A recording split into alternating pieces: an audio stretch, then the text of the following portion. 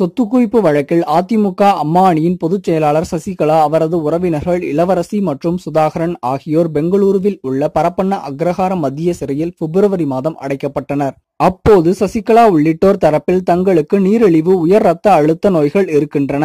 எனவே எங்கள் குடும்ப மருத்துவர் பரிந்துரைக்கும் மருந்துகளையும் தனியார் மருத்துவமனை சிகிச்சைகளையும் வழங்க வேண்டும் என கோரிக்கை விடுத்தனர். இதை சிறைத்துறை நிராகரித்து விட்டது.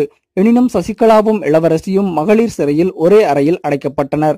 அண்மையில் இளவரசிக்கு உடல்நிலை பாதிப்பு அதிகரித்ததால் தினமும் மருத்துவரால் கண்காணிக்கப்படுகிறார். இந்நிலையில் தனது உடல்நிலையை கருத்தில் கொண்டு தனியார் மருத்துவமனையில் சிகிச்சை பெறவும் உடல் பரிசோதனை செய்யவும் அனுமதிக்க வேண்டும் என கடந்த சில தினங்களுக்கு முன்பு சிறைத்துறை மருத்துவமனையில் இளவரசி கோரிக்கை விடுத்தார். இதையடுத்து இளவரசியின் உடல்நிலை குறித்து சிறை கண்காணிப்பாளர் கிருஷ்ணகுமாருடன் சிறை மருத்துவர் ஆலோசனை நடத்தினார். பின்னர் இது குறித்து கர்நாடகா சிறைத்துறை டிஐஜி சத்யநாராயண ராவிடம் தகவல் தெரிவித்தனர்.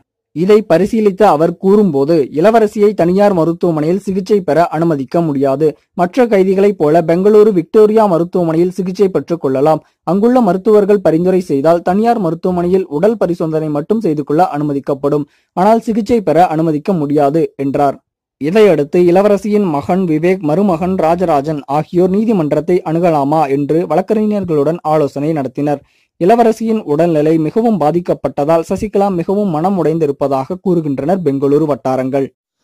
இது போன்ற செய்திகளை உடனுக்குடன் அறிய டாப் நியூஸ் சேனலை சப்ஸ்கிரைப் செய்யுங்கள். நன்றி, வணக்கம்.